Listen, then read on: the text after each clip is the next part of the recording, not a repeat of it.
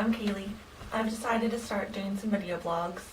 I don't really get to talk to people a lot in Japan, really in depth. I mean, I do have people in the country I talk to, and I talk to people on Skype every so often.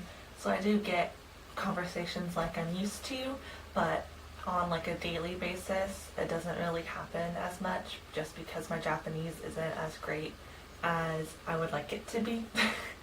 So I decided maybe a video blog would be good so that I could talk to people. And I realized now that kind of makes me sound a little sad and lonely, but I swear I'm not. I swear I'm a very happy person and I love my life here in Japan. Today the movers came to take my life, which I packed away into many boxes and some suitcases, and take it to Hokkaido, where they will be waiting for me next week. Tomorrow I move out of this apartment and I have a couple days of traveling before getting on a plane in Ube and flying from Yamaguchi Prefecture all the way to Hokkaido. So, busy couple days, and I thought I'll get this in. So, I've moved a lot over the past few years. In college, I moved just about every year. For one reason or another, it's college. When I graduated from high school in 2007 and left for college, I left in August and I moved to Tallahassee from Orlando, which is about a 4-hour drive, which isn't too bad. And I moved into a dorm, and in May I moved from my dorm to an apartment in town so that I could take a summer course and spend some time with my ex-boyfriend before he left for the Navy.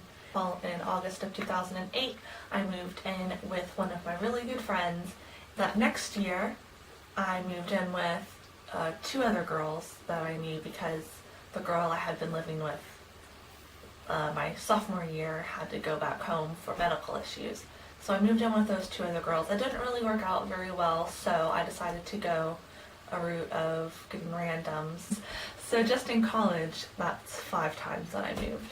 And then I moved back home when I graduated for a few months, and then I moved from my parents' house to Japan. So I think that's 7 or 8 times that I've moved in the past almost 5 years. So a lot of moving, a lot of looking through things.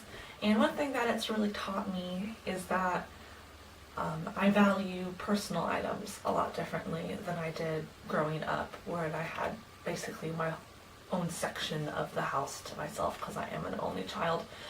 When I moved from the States to Japan, I had to leave a lot of stuff behind, so I really had to find out what was important to me and what I wanted to keep.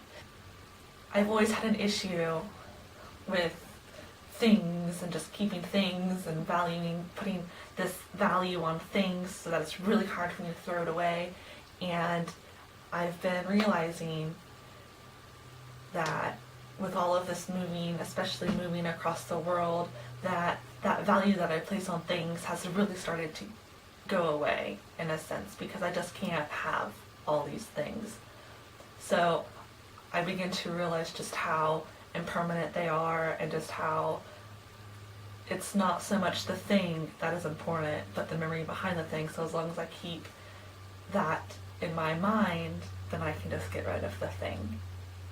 I feel like it's a really important mindset to have, especially with how materialistic things seem to be in the United States, with having to have the best gaming system and the best cell phones and the best iPads and the best, gadgets that come out every 6 months. And hopefully you guys enjoy listening to me talk, because it's kind of what I do for a living.